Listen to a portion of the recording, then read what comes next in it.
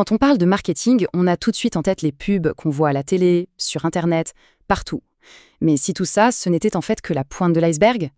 On a tous l'impression de s'y connaître un peu en marketing, forcément, puisqu'on est des consommateurs. Mais est-ce que cette vision est vraiment la bonne? Eh bien, pas tout à fait. En fait, l'essentiel du marketing, on ne le voit jamais. C'est un monde à part entière, immense, super complexe. Et pourtant, il est absolument fondamental pour faire tourner notre économie. Un monde où ce ne sont pas les entreprises qui vendent aux gens, mais aux autres entreprises. Allez, c'est parti. On va passer derrière le rideau pour jeter un œil à cette facette du commerce que peu de gens connaissent, mais qui est pourtant omniprésente. Bon, alors c'est quoi exactement le marketing B2B? Le terme business to business, ça veut tout simplement dire d'entreprise à entreprise. Ça couvre toutes les transactions entre professionnels. Imaginez par exemple le fabricant de puces électroniques qui vend ses composants à un constructeur d'ordinateurs. Ou encore une agence de conseil qui va aider une grosse boîte à se moderniser. Et cette phrase, elle résume parfaitement tout le paradoxe du B2B. Chaque produit qu'on achète, absolument chaque service qu'on utilise, est le résultat d'une très très longue chaîne de transactions B2B. Ça part de l'extraction des matières premières, ça passe par l'assemblage, la logistique, les logiciels de gestion. C'est littéralement partout, mais ça ne fait pas de bruit. Attention, le B2B, ce n'est pas juste un gros bloc monolithique. Non, il a plusieurs visages, plusieurs manières de fonctionner. Voyons un peu les principales. D'abord, il y a ce qu'on appelle le marketing de projet. Pensez à la construction d'un pont ou d'un immeuble. C'est un projet unique, hyper complexe. Ensuite, on a le B2A, ou Business to Administration. Là, c'est quand une entreprise travaille avec l'État ou les collectivités, par exemple pour équiper une école en ordinateur. Et enfin, un peu plus subtil, le B2B2C. C'est le cas du fabricant de processeurs qui vend ses puces à une marque de smartphone qui, elle, vendra le téléphone au grand public. Pour que ce soit bien clair, prenons un exemple que tout le monde connaît, Bouygues. Quand Bouygues construit un tramway pour une ville, c'est du B2A. Quand sa filiale Télécom vend de la fibre optique à un autre opérateur, là, c'est du B2B.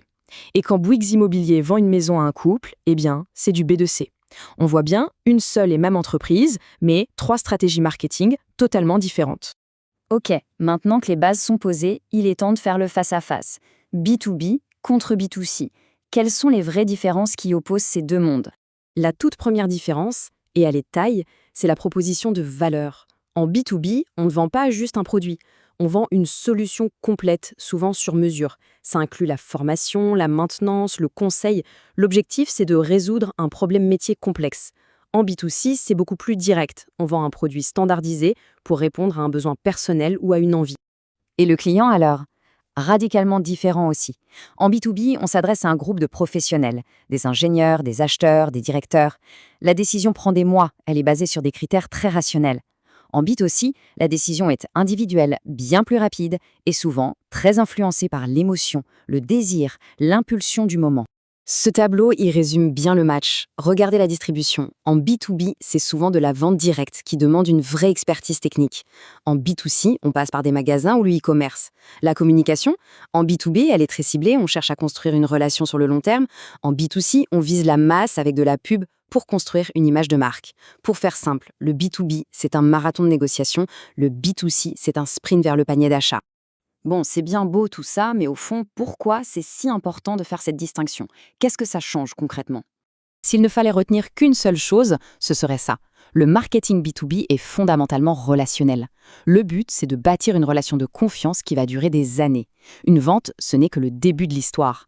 À l'inverse, le B2C est beaucoup plus transactionnel. L'objectif premier, c'est de conclure la vente là, maintenant. Ce sont vraiment deux philosophies opposées. La prochaine fois qu'on croisera un chantier, un camion de livraison pour les pros, ou même qu'on utilisera un logiciel au bureau, on ne verra plus les choses de la même manière.